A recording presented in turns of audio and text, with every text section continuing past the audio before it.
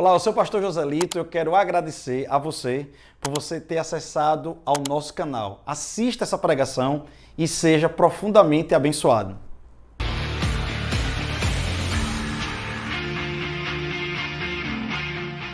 Então, a chave do trabalho na prosperidade é o tema de hoje, só que nós vamos ministrar a parte 2. Naquele domingo, quando eu ministrei, os irmãos disseram: pastor, que bênção, pregue mais, fale mais sobre isso. Pois bem, estamos aqui para falar um pouco mais sobre isso. Você está alegre com isso? Amém, amado? Eu quero trazer algumas chaves de sabedoria de fato na palavra do Senhor, que eu acredito que é a maior fonte de sabedoria que existe. Sabe, às vezes eu vejo algumas pessoas dizendo assim: nós temos que ter muito cuidado com o evangelho coach, né? E eu não gosto de falar nada que eu não tenha entendimento daquilo que eu estou falando. E aí às vezes eu pergunto assim: meu Deus, e o que é o evangelho coach? O que é coach? O que é evangelho? Seja lá o que for. T.L. Osborne, ele fala uma coisa muito interessante. T.L. Osborne é um dos homens que mais foi usado para o evangelismo e cura na África. Ele diz assim que tudo que é usado para curar alguém é o Jeová Rafá, é o Deus que sara todas as feridas. Vai me acompanhando, amém?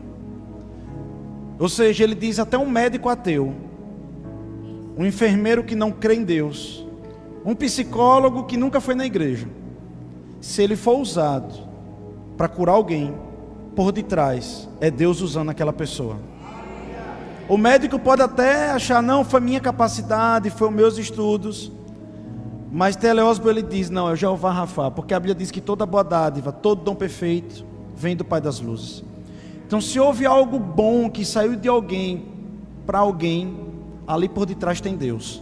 Tem Deus trabalhando, tem Deus ali se instruindo. E aí às vezes eu pergunto assim, alguém diz assim: mas tem um evangelho coach disso, aquilo dali. E sabe, eu aprendi algumas coisas, e eu aprendi assim, baseado até nisso que T.L. Osborne ele fala. Eu aprendi assim, por exemplo, o que é que os coaches usam? Perguntas que trazem uma consciência. Jesus usou 100 perguntas para pregar o evangelho. O que é que os coaches usam? Metáforas e parábolas, para trazer as pessoas a usar a parte do cérebro direito, a parte criativa do cérebro. Vocês estão aqui? Jesus pregou o evangelho usando parábolas. Os coaches usam afirmação. Jesus também usava, levantando as pessoas, a prostituta, o caído, o cansado, ele afirmava aquelas pessoas. Os coaches usam, por exemplo, uma coisa sobre a pessoa poder ter o sentimento de serem abençoados. Jesus, ele abençoou as pessoas, curando, libertando e transformando.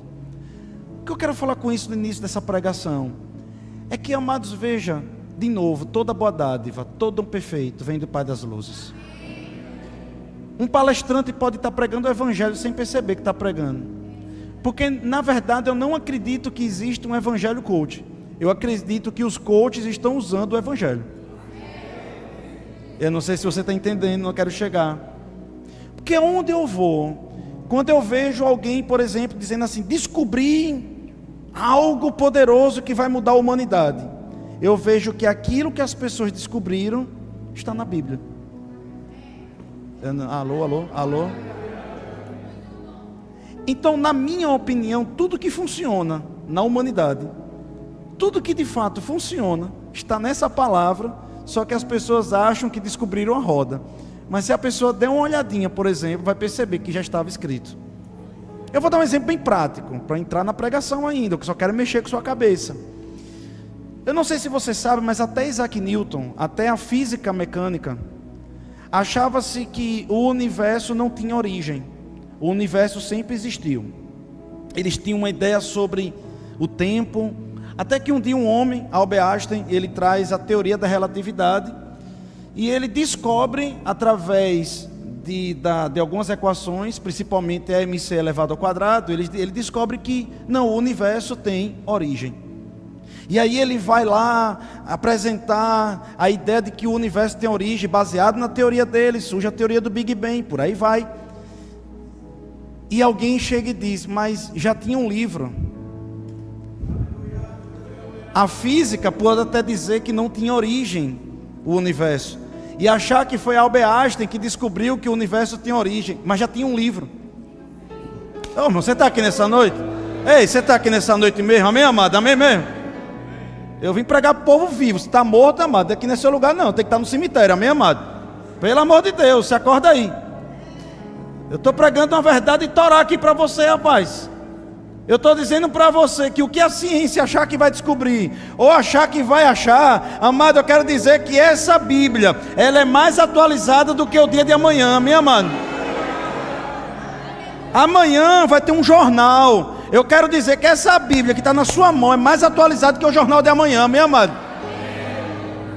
Então, amados, essa palavra, ela não é só fonte, entenda que eu digo só, de uma espiritualidade, sabe, uma coisa que lida com demônios, ou que lida com, sabe, o sobrenatural de uma forma tão espetaculosa, não. Essa palavra também serve para trazer sabedoria ao simples, para fazer o homem prosperar, para fazer uma família avançar, para fazer um sonho se realizar, para fazer algo acontecer. Se você conseguir entender a palavra de Deus, se você conseguir andar com o Espírito Santo, se você tiver a verdadeira inspiração, querido, essa palavra, ela vai transformar a sua vida.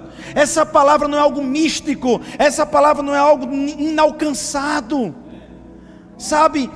O próprio Jesus disse que as crianças das tais é o reino dos céus. Essa palavra é para os simples de coração, amados. E é sobre isso que nós vamos falar hoje, sobre sabedoria, amém? Mas está carregado de também muita força sobrenatural. Em 2 Tessalonicenses capítulo 3, versículo 7, foi desse ponto que eu parei, é desse ponto que eu quero continuar.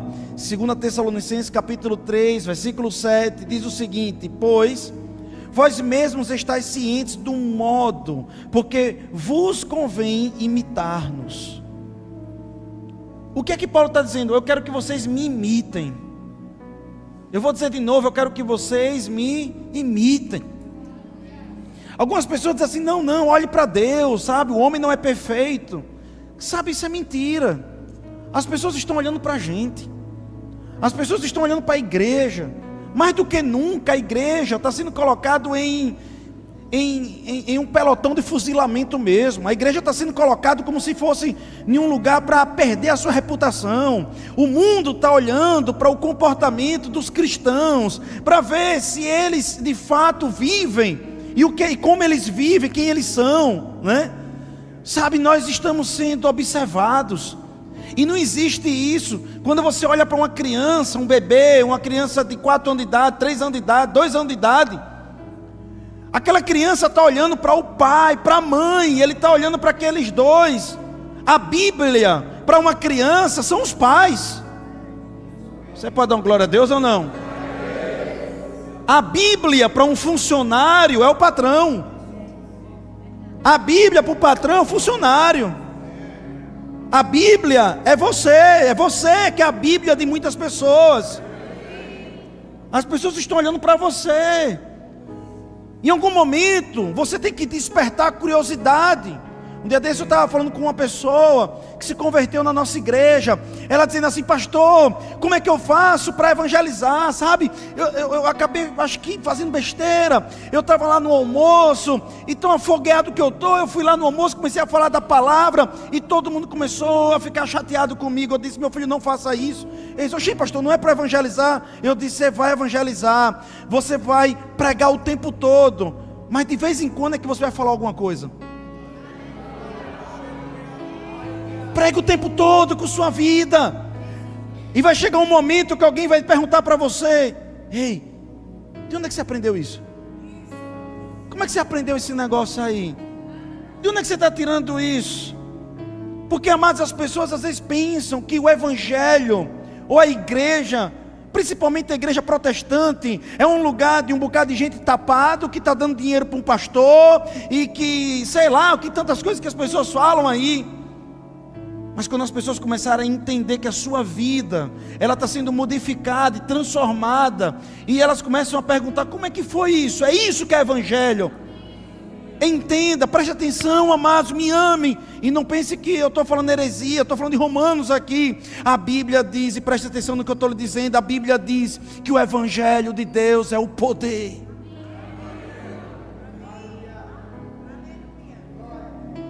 Essa Bíblia que está na sua mão é pré-anúncio do evangelho. Eu não sei se você vai entender isso.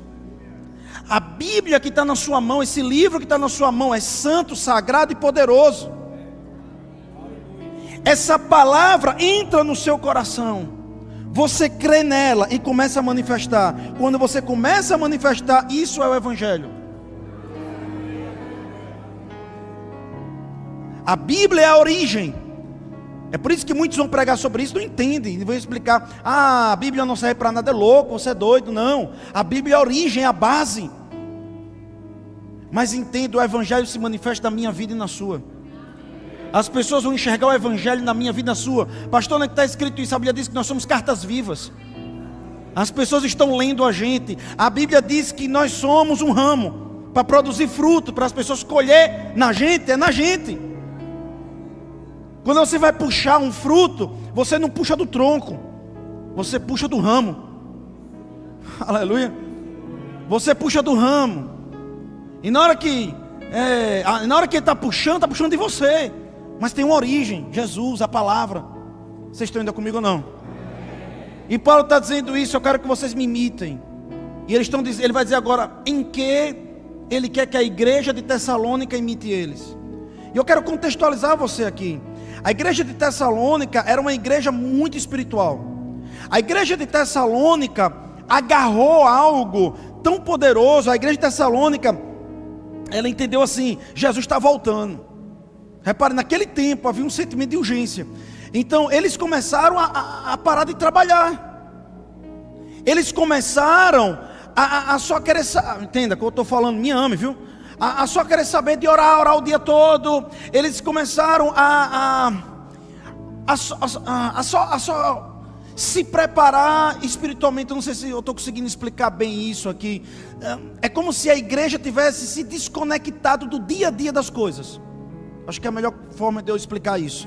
A igreja entendeu: Jesus está voltando, pronto. Se Jesus está voltando, para que trabalhar? Se Jesus está voltando, para que fazer faculdade, estudar? Eu sei que não tinha faculdade naquele tempo, mas entenda o sentimento. Então, se Jesus está voltando, para que eu preciso fazer um curso disso ou aquilo? Vocês entendem o que eu estou dizendo? Então Paulo vai tentar explicar que a igreja agora está em desequilíbrio. Às vezes, eu queria ter esse problema, sabe? Eu queria ter esse problema que Paulo está tendo aqui com essa igreja, ok? Paulo teve problemas com a igreja de Corinto, que estava muito carnal, e agora está tendo problema com a igreja que está muito espiritual. Entende o que eu estou dizendo? Se eu posso dizer isso, que espiritual é ruim, eu só quero que vocês entendam o que eu estou falando. E aí, Paulo está dizendo assim: ei, peraí, vocês estão no mundo ainda, e nós precisamos salvar o mundo com o nosso comportamento. E nós precisamos salgar o mundo. Nós precisamos ter um comportamento. Vamos para o equilíbrio. Então, se para a igreja de Corinto foi: vamos nos espiritualizar, para a igreja de Tessalônica foi: vamos entrar em um equilíbrio de saber que o dia a dia das coisas, o dia a dia vai trazer de fato um capital espiritual poderoso também. Vocês estão nesse lugar? Às vezes, amados, a gente tem pessoas na igreja que eu não quero saber dessas coisas porque eu sou muito espiritual, sabe? Não, peraí, ele está dizendo: o evangelho serve para muitas coisas, inclusive para trazer um equilíbrio para as coisas do dia a dia. Vocês estão aqui ou não? E ele está dizendo: pois vós mesmos estáis cientes do modo que vos convém imitar-nos, visto que nunca nos portamos desordenadamente entre vós, nem jamais comemos pão à custa de outrem. Pelo contrário, em labor e fadiga, de noite e de dia trabalhamos, a fim de não sermos pesados a nenhum de vós. Pois, não porque não tivéssemos esse direito, mas por termos em vista oferecer-vos exemplo em nós mesmos, para nos imitardes. Você só imita um exemplo, é o que ele está querendo dizer aqui. Porque quando ainda convosco vos ordenamos isto: se alguém não quer trabalhar, também não coma. Porque Paulo começou a pregar, e o povo, não é assim não. Começa a ensinar, gente, vamos trabalhar, vamos produzir. Não, vamos não. Eu já estou velho, eu já estou isso, eu já estou aquilo, e sempre desculpas. E ele diz assim: pois de fato estamos informados de que entre vós há pessoas que andam desordenadamente, não trabalhando. Ou seja, não trabalhar é desordem. Eu vou repetir de novo, e vocês estão nos acompanhando, eu sei que tem muitos irmãos acompanhando hoje. Não trabalhar é desordem. Ok. Antes se intrometem na vida alheia. Isso é muito importante. Me ame no que eu vou dizer aqui, são várias dicas que eu vou dar para você hoje. Só se intromete na vida dos outros desocupado. De novo, está escrito. Está escrito aí, ó. Pode fazer um negócio aí que você quer achar melhor, bora aí. Bote aí, grife. Só tem tempo para se incomodar com a vida do outro desocupado. Se você está tendo tempo demais para ver a vida de alguém, é porque você está desocupado, irmão. Se você está aí nos assistindo agora e está tendo muito tempo para ver a vida dos outros, você é um desocupado, irmão. A Bíblia está dizendo que você está em desordem. Vocês estão comigo ou não? Oh, aleluia! Oh, glória a Deus! Amém! Que palavra ungida de Torá, amém, amado? Estou vendo o anjo descendo, subindo, glória a Deus, amém. Oh, aleluia. Estou me tremendo na unção aqui, oh glória, oh aleluia. A elas, porém, determinamos e exortamos no Senhor Jesus Cristo que, trabalhando tranquilamente, comam o seu próprio pão, e vós, irmãos, não vos canseis de fazer o bem. Obviamente, querido, nós temos que ponderar muitas coisas aqui. Nós sabemos que existem pessoas com deficiência física, nós sabemos que tem pessoas que têm retardos mentais, nós sabemos que tem pessoas que não foram estimuladas, nós sabemos uma série de entraves, mas nós temos que apontar o objetivo, nós temos que mostrar o ideal, o plano ideal. O plano ideal é que trabalhemos. Paulo está chegando para uma igreja que amava o Senhor de uma forma tão extraordinária, que tinha uma expectativa pela volta de Cristo. Vocês estão aqui comigo ainda, meu amado? Paulo está falando com uma igreja que vivia e sonhava com a volta de Cristo. E ele está dizendo: vocês estão vivendo desordenadamente, porque vocês não podem estar vindo para a igreja para ficar vivendo no fantástico mundo de Bob. Vocês têm que trabalhar. Vocês têm que trabalhar no dia a dia, buscar, crescer e avançar. Sabe, um dia desse eu vi alguém olhando o relógio de alguém numa postagem. Eu faço parte, eu gosto de alguns grupos, né, de empreendedorismo. Eu gosto muito disso. E lá estava um debate falando sobre um comentário, ou um excesso de comentários que estava tendo nas redes sociais, que uma determinada pessoa postou um relógio, e alguém disse assim: isso é um Rolex de 50 mil reais. E aí o cara diz bem assim: olha, você quer meu Rolex de 50 mil reais? Beleza, eu dou meu Rolex de 50 mil reais. A crítica era assim: você com esse Rolex de 50 mil reais poderia tirar a fome de muitas pessoas. Aí ele disse: eu dou esse Rolex 50 mil reais, quem me trouxer hoje um projeto que vai tirar a fome de verdade das pessoas. Aí ele disse: 50 mil reais vai poder ajudar naquele dia a fome de algumas pessoas, mas tirar a fome não. Não é tirando, olha o que ele falou, não é tirando que você vai conseguir fazer com que as pessoas deixem de ter fome. De verdade, é fazendo com que elas produzam, ensinando as pessoas a produzir. Pastor, e o que é que a gente vai fazer hoje com a fome de alguma pessoa? Dá de comer. mas não é isso que vai tirar ela da fome. Um mendigo que está com fome agora, o que nós vamos fazer? Dá de comer, dá esmola, porque a própria Bíblia manda dar esmolas. Mas nós damos esmola sabendo que não vai resolver. O que resolve é uma coisa que vem do céu, que colocou em cada homem, em cada ser humano, produzir. Não existe algo mais divino do que produzir, do que sonhar e executar, do que sonhar e executar. Aleluia. Se você não sonha, você não tem esperança. Então você é um desesperado, desesperançoso. E se você sonha e não executa, você é uma pessoa que é frustrada. A coisa mais divina que existe é sonhar e executar. Sonhar e executar. Mas entre o sonho e a execução existem crenças limitantes, travas, traumas, que o homem é liberto pelo Evangelho, para que o homem possa produzir. Quando Deus cura alguém, é para dizer para essa pessoa: você não precisa mais ter essa doença, você não precisa mais pedir, mendigar por causa dessa doença. Sabe quando ele diz: não tenho prata, não tenho ouro, mas levanta e anda. Ele está dizendo: não vou lhe dar esmola agora, eu vou lhe dar o que pode fazer com que você produza. Vai lá e anda, rapaz. Obviamente, irmão, mais uma vez, a igreja é uma hospedaria em que nós vamos pegar pessoas que estão lesionadas, arrebentadas, e nós vamos tratar as feridas como a Bíblia manda a gente tratar, como bom samaritano.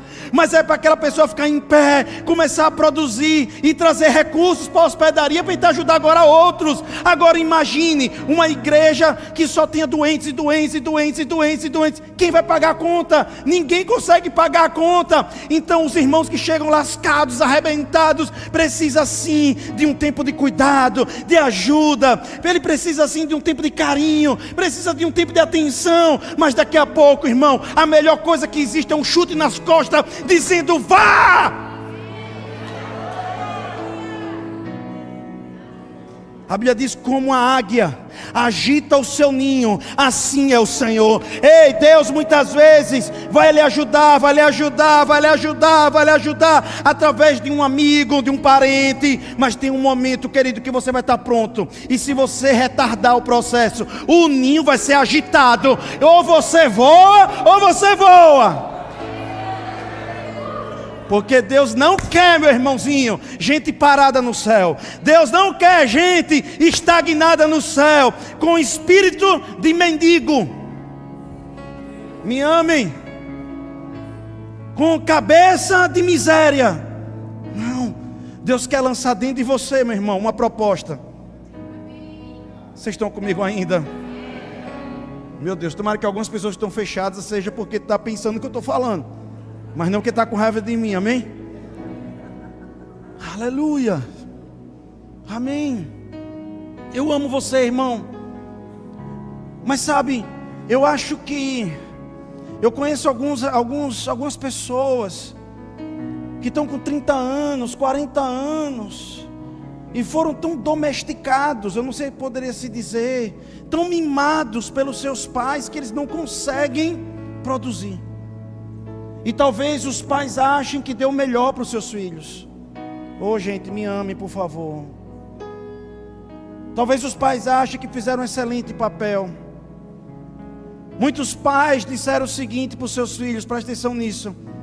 Quando eu tiver meu filho, eles não vão sofrer o que eu sofri. Mas se o que você é hoje também teve que partir de um certo sofrimento, você vai poupar o seu filho de todos os sofrimentos? Você vai passar a mão na cabeça dele de tudo? Arrancar deles de algo que provoque neles uma ira, uma vontade de querer avançar, que eu digo ira santa, a ira que quer produzir. Porque um dia Jesus foi falar de uma parábola. Ele disse: eu quero falar de uma parábola poderosa aqui. E ele usa a palavra dos talentos, vocês sabem da história. E ele pega aquelas pessoas que investiram, aquelas pessoas que pegaram aquele talento, começou a colocar para fora, tantos talentos. Ele diz: ei, essas pessoas foram servas boas e fiéis. Mas teve um que escondeu. Será? Será que vai dar certo? Será que vai dar certo? Não sei, será que as pessoas vão gostar? Eu gostei de uma frase, você pense nisso até agora. Eu gostei de uma frase muito boa.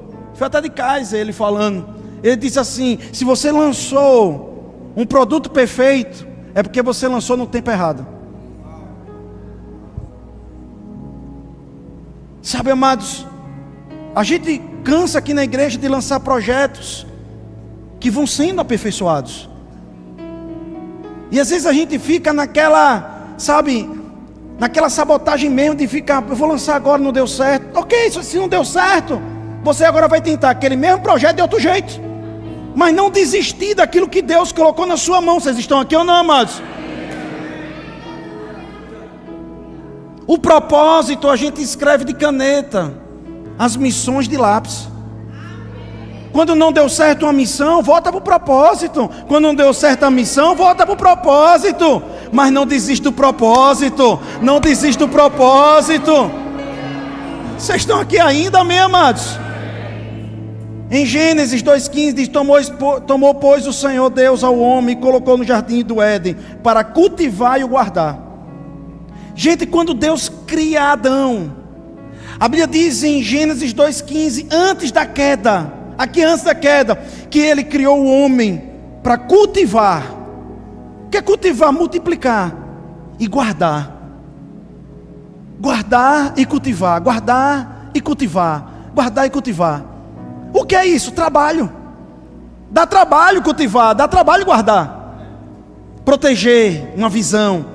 Proteger uma visão quer dizer que todos os dias você vai estar lá, naquela disciplina. Quando a carne não quiser ir, você vai. Porque disciplina é dizer para a carne o que ela tem que fazer quando ela não quer fazer.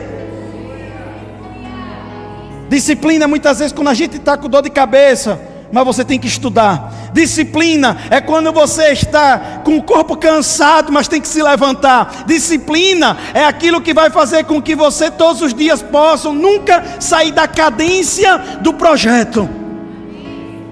Isso é disciplina. E guardar isso. Talvez o seu projeto não tenha um ladrão, sabe? Talvez um sonho que Deus está lhe dando não tenha um ladrão objetivamente ali. Mas talvez o pior ladrão seja a indisciplina. A indisciplina de amanhã eu faço, deixo para mais tarde, vou fazer depois. A procrastinação. O que é procrastinação? Deixar para amanhã o que você pode fazer hoje. Sabe, amados, eu entrei numa produtividade muito alta, uma boa parte da minha vida, porque eu decidi eliminar a procrastinação. Eu sempre coloquei metas para o meu dia, sempre coloquei metas para o meu dia.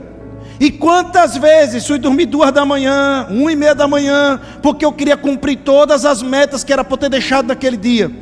Sabe, amados, deixa eu dizer para você, nós temos sim que colocar metas na nossa vida, colocar cadência, ritmo, velocidade. Eu não posso ser o mesmo hoje que eu fui o ano passado, o ano retrasado. Eu tenho que olhar para trás e dizer: eu cresci. Caramba, irmão, se você sabe fazer um bolo, amanhã você tem que saber fazer um bolo gourmet. Se você sabe fazer um bolo gourmet, no outro dia você tem que aprender um bolo artístico. De um bolo artístico, um bolo seja lá o que for, mas você não pode ficar no mesmo bolo todo dia. Você não pode. Talvez você diga: mas o meu bolo não tem igual. Amém. Mas você não tem que basear pela concorrência, tem que basear pelo um senso de não querer ficar parado. Ô, gente, alô?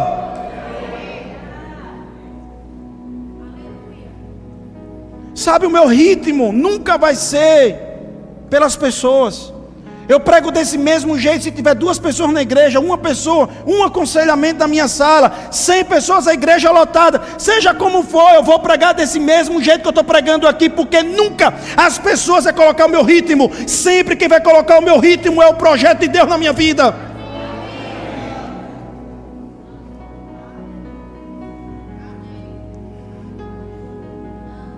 Você está se desestimulando por causa de alguns resultados. Você tem que voltar para o seu propósito. Tem que olhar para ele. Se você estiver na mesma pegada do propósito, continue. Porque o resultado ruim hoje vai ser um resultado extraordinário amanhã. Quem diz, amado, o dia de amanhã para você, se você está no alvo. Procura melhorar. Procura crescer. Procura amadurecer. Às vezes, amado, não dá tempo de eu fazer aqui. Imagine que isso aqui seja um gráfico, né? Um gráfico aqui. A gente pensa que Deus nos dá um projeto, vai ser assim. Não, não vai ser assim. Vai ter um dia que vai ser assim. Tem um dia que vai ficar reto por um bom tempo. Não vai estar nada acontecendo. Não vai estar nada acontecendo. Fica reto um platô, uma linha. Depois sobe um pouquinho. Depois fica reto. Depois sobe mais um pouco. Depois dá uma queda, mas sobe de novo. Depois fica um pouco mais reto. Nada acontece, nada acontece. Mas sabe o que acontece? Você está entendendo minha pregação até aqui? Aquilo que você pensava que ia ser assim, não deixou de ser assim. Porque se você pegar os picos, ele está assim, ele está crescendo. É você que não está vendo. Eu não sei se você está conseguindo entender, mas a vida não é só feita de picos, mas a vida é também feita de vales. Existem vales para você passar, para você amadurecer, para você raciocinar, refletir. Porque se você também só vai de vitória, vitória, vitória, vitória, vitória, entenda o que eu estou dizendo, e não tem tempo para raciocinar o que você ganhou, você vai acabar perdendo o que você ganhou. Você não vai dar valor a muitas coisas que você está alcançando.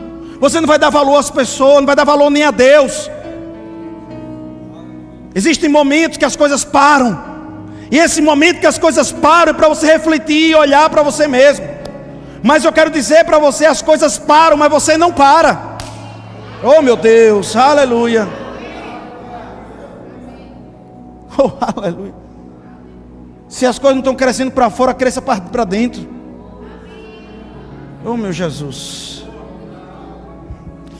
Em Gênesis 3,17 está escrito: e a Adão disse: visto que atendeste a voz da tua mulher e comeste da árvore que eu te ordenara, não comesses. Maldita é a terra por tua causa, Adão. Não é por causa da sua esposa, não, é por causa de você. Em fadigas obterás dela o sustento durante os dias de tua vida. Olha que coisa interessante, com a queda não mudou o trabalho. Com a queda, porque muitas pessoas dizem: no dia que eu me encontrar com Adão, ele vai ver, né? No dia que eu estiver lá no céu, me encontrar com Adão, ele vai ver. Porque esse trabalho, eu tenho que trabalhar muito. Deixa eu tentar explicar para você, presta atenção. Alô, vocês estão aqui mesmo ou não nessa noite? Eu quero lhe provar isso. O trabalho é uma bênção. O cara diz assim: eu quero me aposentar. Eu quero me aposentar para quê? Para cuidar das minhas coisas. Eu vejo muitas pessoas que quando se aposentam, trabalham muito mais para as coisas dele. Por quê? Porque trabalho é bom. Trabalho é bom. Toda pessoa que não trabalha fica lesada. Dê um glória a Deus aí, por favor, amém? Quem não trabalha fica lesado. Quem não gosta de trabalhar é uma pessoa que está em desarmonia, está dizendo a palavra. É uma pessoa, neurologicamente, é uma pessoa que não está ativando um conjunto de células chamadas células glia, por exemplo. Só para você entender, se a pessoa tiver uma tendência a ficar gaga, ela antecipa isso, porque ela envelhece o cérebro antes do tempo. O cérebro do ser humano foi feito para estar sendo instigado o tempo todo ao aprendizado. É por isso que você vai ver os asiáticos, o povo lá, os veinhos lá no Japão, jogando xadrez, jogando não sei o que, jogando não sei o que lá, fazendo exercício físico, o tempo todo eles não deixam se exercitar. 95, 100 anos, são os mais longevos fisicamente, saudáveis mentalmente. Por quê? Qual é o comportamento desse povo? Porque Deus fez a gente para não ficar parado. Eu vou falar algo para você: Deus não fez o homem nem para se aposentar. Eu me amo, meu irmão.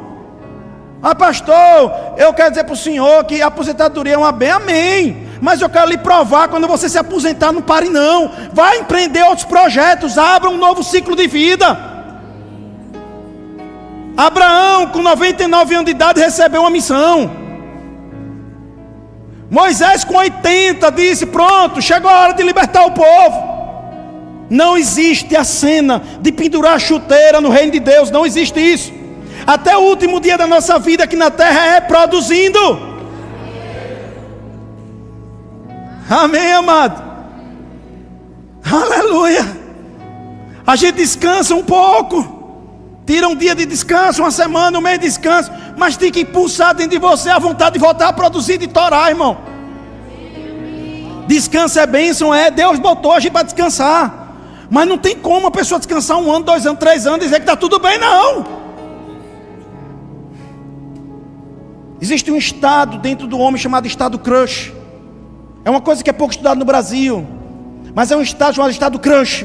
Esse estado é um estado que a pessoa perde o estímulo de fazer as coisas do dia a dia, depois perde a vontade de fazer as coisas que sonhava, depois é uma vontade de perder, que perde das coisas de fora, de fazer coisas que eram lúdicas para ela. Ela começa a perder vontade, perder. Daqui a pouco ela entra no estado de autofagia. É pior do que uma depressão, é pior do que uma síndrome de burnout. Então isso daí mata o ser humano. A pessoa definha, porque a não produção é doença. Vocês estão comigo ainda nesse lugar? Oh, aleluia. Então, amados, trabalho é bênção. E o que é que muda da queda do homem antes para depois? Se trabalho é bênção e existia antes, é porque agora é com fadiga. Onde é que mora a maldição? No trabalho? Não, é na fadiga. O que é que ele está dizendo? Ei, é com muito suor é com muito suor que você agora vai conseguir uma coisa. O que quer dizer que Adão antes plantava uma macaxeira, saía 20, 30, 40, 50. E ele, rapaz, né? Hoje a pessoa planta 10 pés de macaxeira, nasce 5, perde 5. Às vezes é uma macaxeira pequena. É isso que ele está dizendo. Entrou uma maldição na produção, não no trabalho.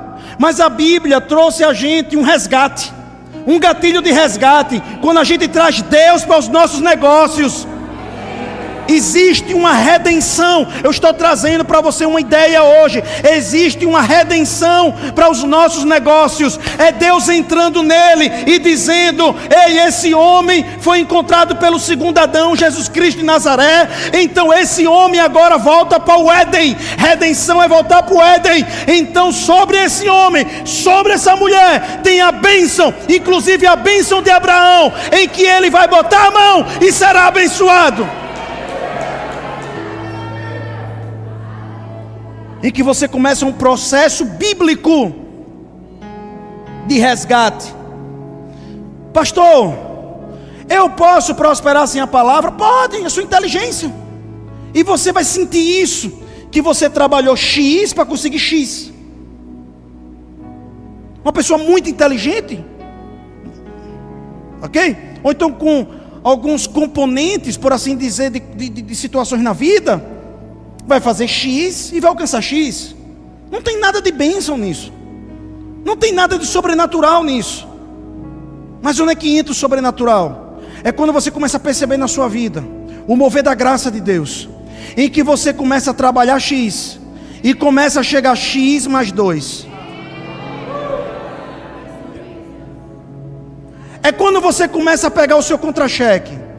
Você ganha um salário mínimo e as pessoas chegam para você e dizem: rapaz, você tem mais coisa do que você ganha. Está fazendo o quê? Pronto.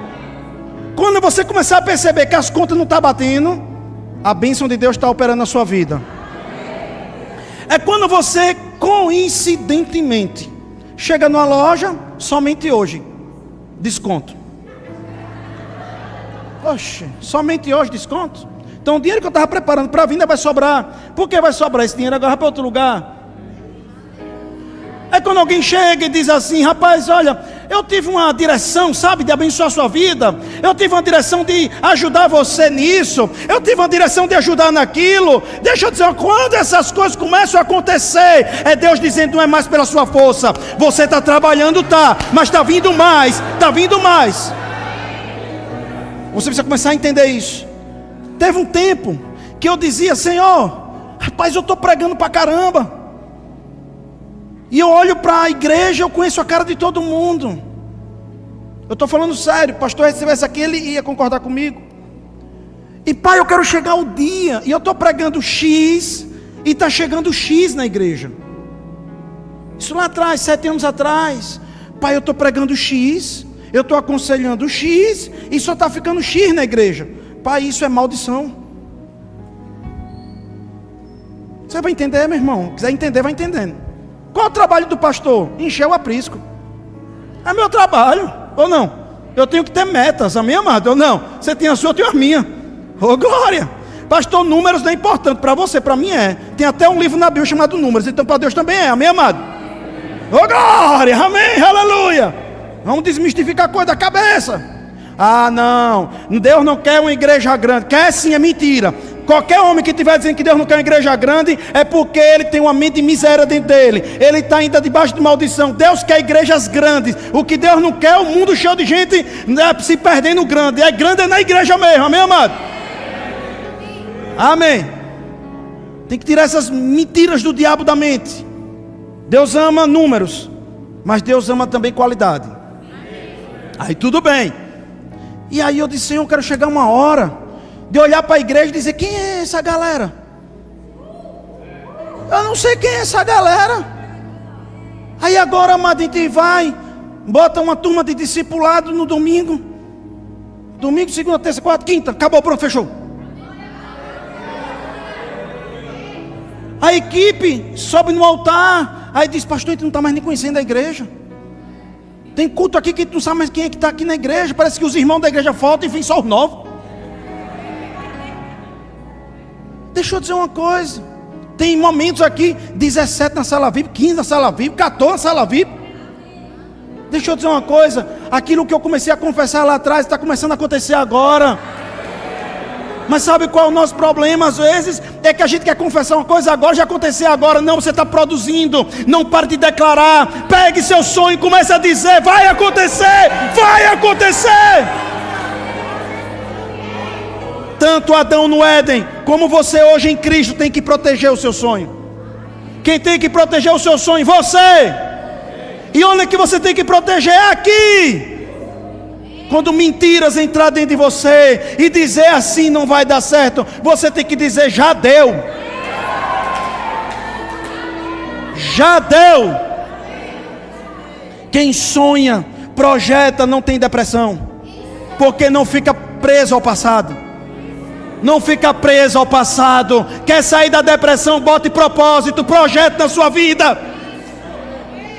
Quem sonha, projeta e planeja, não tem crise de ansiedade, porque está planejado. Está planejado. Está planejado, aleluia. Vocês estão ainda aqui ou não, amados? Aleluia, meu Deus, só falta 5 minutos para acabar a palavra. Lascou-se. Então vai ter parte 3. Em Provérbios 14, 23. Abra aí, por favor, por enquanto que eu bebo um pouco de água.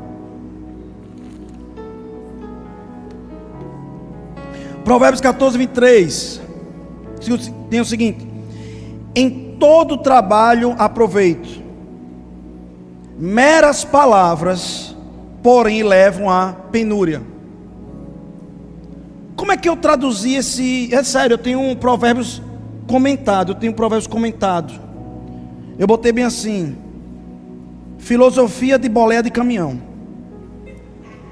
Eu vou lançar ainda uma Bíblia um dia, comentada por mim. E nesse versículo eu vou botar filosofia de boleia de caminhão, que não serve para nada. O que é que ele está dizendo? Trabalho, bota para rachar. Conversinha demais, não serve de nada. Sabe pessoas que têm muita filosofia de vida e não produz nada? Olha, porque eu sou assim, porque eu sou assado, porque olha, eu sou assim. Ninguém conhece, graças a Deus. E você olha para a cara daquela pessoa e diz assim: rapaz, esse cara é muita coisa, ele sabe, ele tem certeza de coisa. E eu digo: me mostre os seus frutos. Não, é porque até para medir os frutos a gente tem que, né, ter uma percepção, né, muito. Eu pensei naquela pessoa, eu digo: rapaz,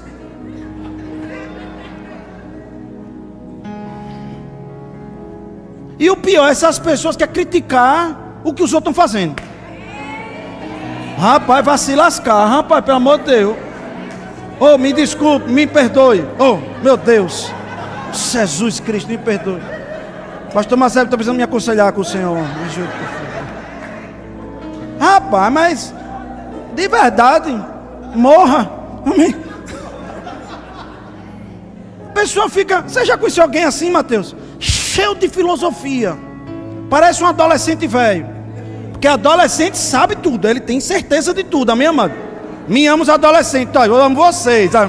Adoro tudo adolescente lindo, olha. Mas adolescente sabe das coisas, amém, amado? Mas faz parte, Neite, mas faz parte da idade deles. Mas um velho, parecendo adolescente, aí a pessoa cheia de historinha, sabe? Historinha. Não é porque eu sou assim, porque, olha, eu não quero esse emprego. Por que não? Porque eu não quero esse emprego? Porque eu não sou assim, não sei o que lá, que não vai dar certo. E você está desempregado há quanto tempo, abençoado? Não, tem 5 anos. E você vai começar a trabalhar quando? Não, é porque eu estou projetando aí um negócio que eu vou fazer, eu quero fazer não sei o que lá. Pois esse cabra macho aqui que está falando com vocês tem vida para falar. Eu passei no concurso de agente penitenciário. Na época que agente penitenciário era, não vou dar um exemplo não assim prático não, mas assim, era a terceira pessoa depois da máquina de Xerox no estado. Era a pior categoria do estado, agente penitenciário. Ganhávamos na época R$200 a menos que o salário mínimo. Você tem noção do que é isso? Fazia faculdade de Direito, um monte de coisa, com 500 conto no bolso, liso, quebrado.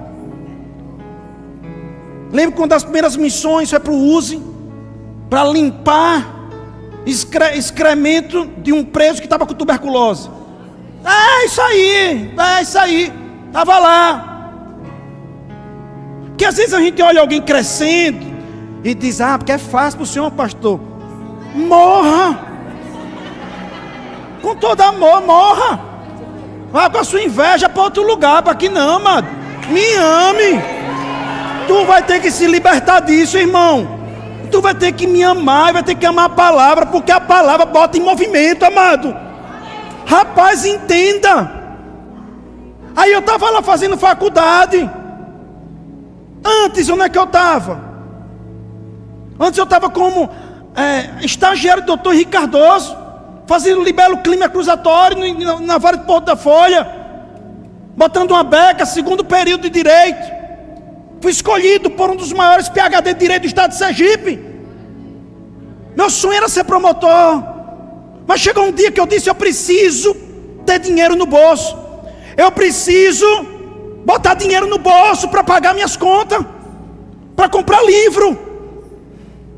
Sabe, amado, eu vi um homem, o juiz que na década de 95, 96, negócio desse, teve uma situação terrível em São Paulo, em que tinha os fiscais, provavelmente meu irmão ali, que é de São Paulo, vai lembrar disso, pastor Marcelo também, que tinha uma máfia dos fiscais, que eles iam em cima das bancas e tal, cobravam a propina na hora para não puxar as bancas, botavam no bolso, lembra disso? Teve um juiz, esse juiz acabou com isso, libertou muitas pessoas que trabalhavam na informalidade, mas também estavam sendo explorados. Entende o que eu estou dizendo aqui? Esse juiz foi feito uma matéria dele. Esse juiz, ele antes de ser juiz, ele era um cara que cortava quarto de boi. Se acordava 3 da manhã para trabalhar 4 da manhã. Em que como é o lugar que vende carne? Esqueci agora. O açougue era na frente do Tribunal de Justiça.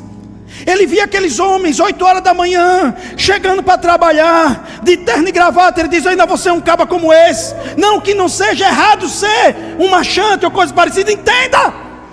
Mas aquele homem disse, onde é você? Que todo mundo ria dele. Ele disse, um dia ele foi juntando dinheirinho, ia no sebo comprar uns livros de 2ª, 3ª mão, fez uma prateleira, se acordava todo dia da manhã, dizendo, a minha verdade é essa, a minha verdade é essa. Ele olhava para aqueles livros e dizia, a minha verdade é essa. Vocês estão aqui ainda ou não estão aqui nesse lugar? Amém ou não amém?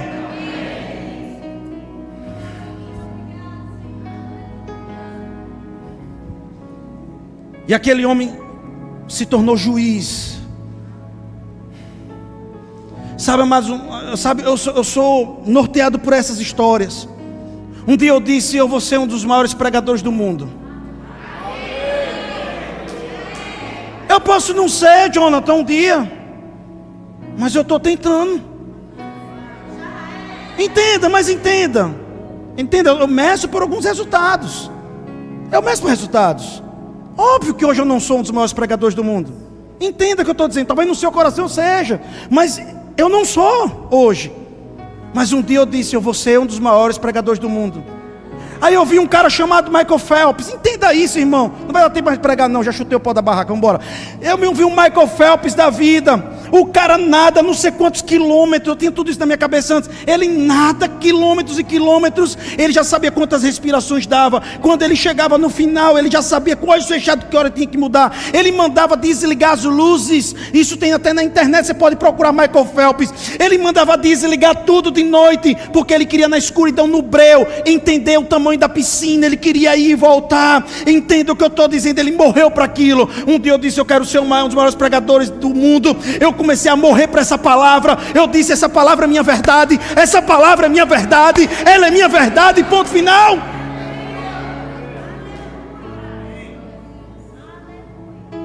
Tiveram dias de eu pregar e dizer: que pregação paia de Torá. Nem eu me escutaria se fosse eu mesmo. É o que eu estou dizendo. Tiveram momentos de investir tempos em pessoas e as pessoas não frutificaram. Dizer: que acompanhamento paia de Torá que eu faço. Quantos questionamentos surgiu dentro de mim? Quantas vezes o diabo bateu forte dentro de mim com necessidades e tantas coisas? Por quanto tempo o meu sonho não pagava as minhas contas? Por quanto tempo aquilo que eu estava me preparando demandava mais tempo e me tirava custos e eu não tinha nada dentro? Entende que eu estou dizendo isso? Por quanto tempo?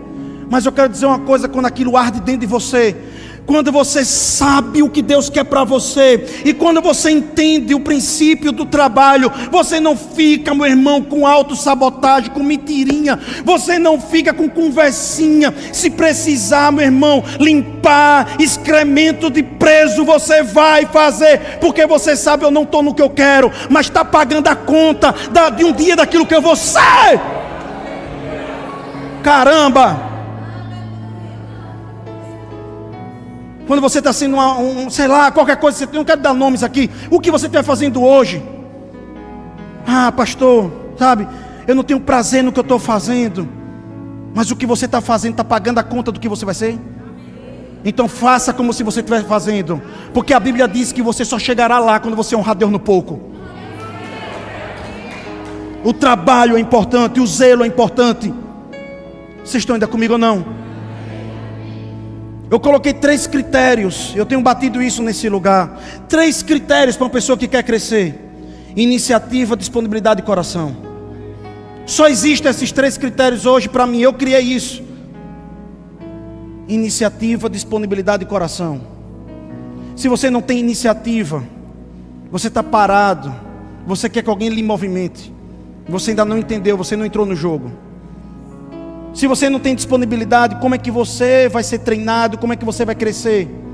Você vai ficar estagnado para sempre onde você está, porque você não tem disponibilidade de estudar mais um pouco, de andar com pessoas que você almeje, pense, sinta que deve lhe influenciar. E se você não tem coração, você não tem envergadura espiritual, moral e nem ética para chegar onde Deus queria que você chegasse. Entenda uma coisa, irmão: trabalho é uma bênção. Trabalho é uma ferramenta de demonstração de caráter e de fidelidade. Onde você está trabalhando hoje mostra o seu caráter. O que você está fazendo hoje mostra a sua fidelidade, mostra quem você é. As pessoas, Jesus, e presta atenção, eu estou quase finalizando. Vem cá, grupo de louvor por Jesus, vem cá, suba rápido. Vem cá, grupo de louvor, amém. Sabe, irmãos, eu aprendi uma coisa, que é no deserto, é no jejum mesmo, que a gente mostra quem nós somos. As pessoas têm fugido de um confronto consigo mesmo. Você precisa muitas vezes ter um confronto com você mesmo, para saber os seus limites e trabalhar os seus limites. Você precisa disso. Às vezes eu vejo, eu estava conversando com uma pessoa recentemente de altíssimo escalão. Ele como vamos assim dizer, segurança da frente da igreja. Essa pessoa comanda pessoas, pessoa de altíssimo escalão, e ele bota no dia do rema uma farda, vem de Pôr da Folha, vai para Aracaju, toma banho e vem para cá, para cuidar da porta da igreja. E eu fiz uma pergunta para ele, eu disse: o que é que você ganha com isso? O que é que você ganha com isso? E nós começamos a conversar sobre isso. Sabe uma coisa que ele está lhe ganhando? Ele está conseguindo enxergar ele mesmo de uma forma que jamais o poder ou lá em cima conseguiria mostrar. Eu não sei se você entendeu isso ou isso eu preciso mostrar para você. Muitas vezes nós temos que descer para crescer. A vida não é só de atuação, tem bastidores. Tem momentos que você tem que ir para os bastidores para depois você atuar. Tem momentos que você tem que diminuir para crescer. E servir ao próximo, servir dentro de uma igreja, por exemplo, é uma demonstração de grandeza. Repita comigo, diga: servir, é reinar em vida. Eu imagino Davi, 15 anos de idade, se encontrando com Samuel, dizendo: tem mais um, tem mais um, tem mais um, tem mais um. Oh, aleluia. E Davi chega lá, ele pega um vaso, joga na cabeça dele o óleo, e diz: tu és o próximo rei. Davi volta para cuidar das ovelhas. E chega um dia que os irmãos dele estão como soldados de guerra, dos melhores na frente de batalha, sendo humilhado todos os dias por um gigante.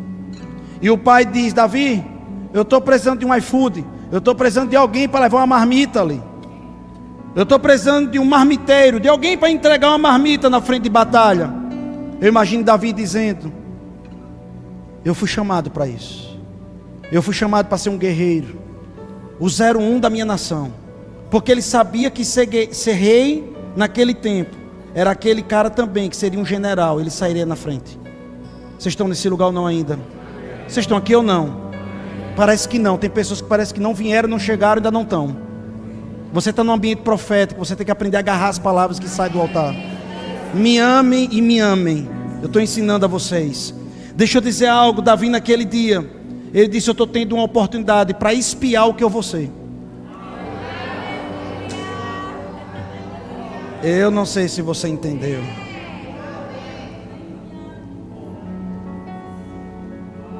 Existe uma linguagem técnica chamada modelar. Às vezes eu pago para pessoas só para estar do lado dela. Eu não sei se você está entendendo isso ou não. Eu estou negociando uma mentoria com uma pessoa, para mim. E meu pedido para ela é o seguinte: me deixe em uma reunião com você, no canto, calado, só lhe vendo. Mas talvez alguém diga assim: não, eu já sou bom no que eu faço. Beleza, alguém vai passar você um dia. Mas Davi disse: deixa eu ver meus irmãos guerreando, deixa eu ver meus irmãos lá na frente. Nem que eu tenha que levar uma marmita, deixa eu levá-la para ele. Talvez, você talvez não está entendendo a pregação de hoje. Talvez você está nesse lugar hoje, trabalhando desse jeito hoje, para aprender algo poderoso que você ainda não aprendeu, que não teve sensibilidade de aprender, para lá na frente, onde você estiver, você consiga colocar em atuação. Aí Davi vai lá levar a marmita, e tem um gigante há dias, nas minhas palavras, amém? Não tem macho aí não, não tem homem não aí, parece que não tem homem nesse lugar, não tem macho não, é? Aí Davi está entregando a marmita. Eu disse: vocês já estão escutando isso há quanto tempo? Esse incircunciso dos quintos dos infernos, que não tem aliança, ele é doido. Todos vocês têm aliança, rapaz. Vocês já invocaram o nome de Deus, porque se invocar, lasca o cara. Ele é doido e vocês não estão fazendo nada. Davi disse: deixa que eu resolvo. Porque tem um dia, tem uma hora, tem um momento. Escuta o que eu estou dizendo hoje. Eu finalizo aqui. Tem um dia, tem uma hora e tem um momento. Que quando você está na hora certa, no momento certo, fazendo o que é certo, as coisas mudam.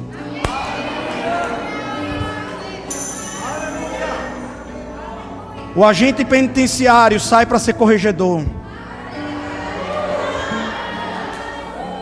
Sai para ser diretor de presídio, que sai no Globo News, que sai no Globo lá e é elogiado. Ele sai para frente de uma tropa como um general. Tem um dia que Deus exalta, tem um dia que Deus coloca, tem um dia que a chave muda. Tem um dia que isso acontece. Mas isso só vai acontecer quem tiver com o coração certo, fazendo o que é certo, na hora certa. Samuel encontrou Davi trabalhando. Eu não sei se você está entendendo isso. Jesus encontrou Pedro trabalhando. Onde é o lugar da minha bênção? Trabalhando. Você está no lugar da bênção, irmão. Você está no lugar da bênção, irmão. Deus está pregando aqui. Deus está pregando. Você está no lugar da bênção. Não amaldiçoe seu trabalho. Não murmure com o seu trabalho. Diga para Deus o que eu estou fazendo nesse lugar. E outra coisa, se não está trabalhando, Deus, como é que eu saio da estaca zero? Eu preciso produzir, eu preciso fazer algo. Vocês me amam, amados? Oh, aleluia. Vamos ficar em pé, amém, amados? Oh, glória, trabalho é uma bênção. Diga assim, trabalho é bênção. Diga, trabalho é bênção. O resto é filosofia de boleia de caminhão. Aleluia. Pai, eu quero agradecer pelos trabalhos, pelas ferramentas de trabalho, Senhor, de cada irmão. Eu quero que você agora que está aqui, está nos acompanhando, vai assistir essa pregação. Eu quero que você coloque agora o seu emprego, os seus sonhos, os seus projetos. Eu não sei o que exatamente você faz, irmão, mas com certeza tem coisas que você gostaria que tivesse melhor. Talvez você estava se sentindo frustrado, talvez você estava até murmurando, reclamando. Eu queria que você colocasse tudo isso agora diante do Senhor. Existe um ambiente nesse momento agora preparado para que naquilo que é a parte de Deus Ele possa fazer, e poder deixar um caminho mais tranquilo para você fazer a sua parte. Pai, eu quero te agradecer, primeiramente pelos irmãos que estão trabalhando. Eu quero declarar que naquele lugar o Senhor vai mostrar para eles, para cada um deles, o que eles precisam fazer, o que eles necessitam fazer, o que eles precisam, Pai amado, tomar as próximas ações e atitudes. Pai, se falta sabedoria, derrama sabedoria agora, Senhor. Se falta visão, Pai, abra a visão deles. Pai, se falta alguma coisa, Pai, o que falta para eles poderem crescer, ser promovido, dar o próximo passo que aconteça. Pai, se é alguma coisa neles que precisa ser transformado, e por isso algo está impedindo deles avançarem, Senhor, mostra a eles. E ajude a eles a quebrar esse ciclo, quebrar isso que eles estão vendo dentro deles, Pai. Pai, na autoridade do nome de Jesus, em cada trabalho, em cada ambiente, colegas, chefe, funcionários, produção, seja com vendas, com qualquer coisa, Pai, que seja a forma de demonstrar que eles estão avançando. Eu declaro, Pai, negócios acontecendo, negócios acontecendo, negócios acontecendo, negócios acontecendo. Eu apresento no seu altar negócios, negócios, negócios acontecendo, negócios acontecendo. Chega, Pai, de dizer vai acontecer e não acontece. Nós declaramos vai acontecer, vai acontecer, vai acontecer. Nós declaramos esse mês de maio um mês de avivamento financeiro. E eu oro agora pelos meus irmãos que estão desempregados, parados, ou estão sentindo que precisam avançar e não estão conseguindo. Pai, eu oro para que haja um desbloqueio, para que cause uma ruptura, que eles se tornem produtivos, Eu declaro, Pai, um espírito de empreendedor neles, um espírito de avançar, e mostrando, Pai, claramente os degraus, porque talvez, Senhor, eles estão olhando um degrau muito alto agora, mas precisava dar um primeiro passo. Mostre a eles, Pai, o primeiro passo, o primeiro lugar, como fazer. Nós declaramos, Pai, clareza, clareza agora, clareza, clareza, clareza. E, Pai, eu dou uma ordem ao reino espiritual agora. Todos os demônios de opressão, talvez irmãos, eu sinto que teve irmãos aqui hoje, debaixo de opressão, e essa carga maligna que está sobre você tem impedido você de avançar, de buscar, de crescer. Você sente como um peso sobre você. Eu quebro isso agora, e eu declaro força, eu declaro força, eu declaro força, eu declaro força, eu declaro força. Oh, aleluia. Robache que darabroso, rombrose que derabrando robrosa, ruse candarabra que derebreso rocosorobrosa, rumo no mose que derabrache que dobosa. Obrigado, Espírito Santo, pelos meus irmãos sendo tocados por essa unção e por essa direção em nome de Jesus.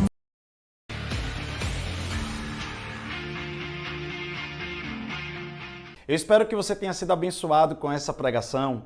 Muito obrigado por você ter assistido, e eu lhe peço que você se inscreva no nosso canal e também nos procure lá no Instagram, Joselito Rezende. Deus te abençoe.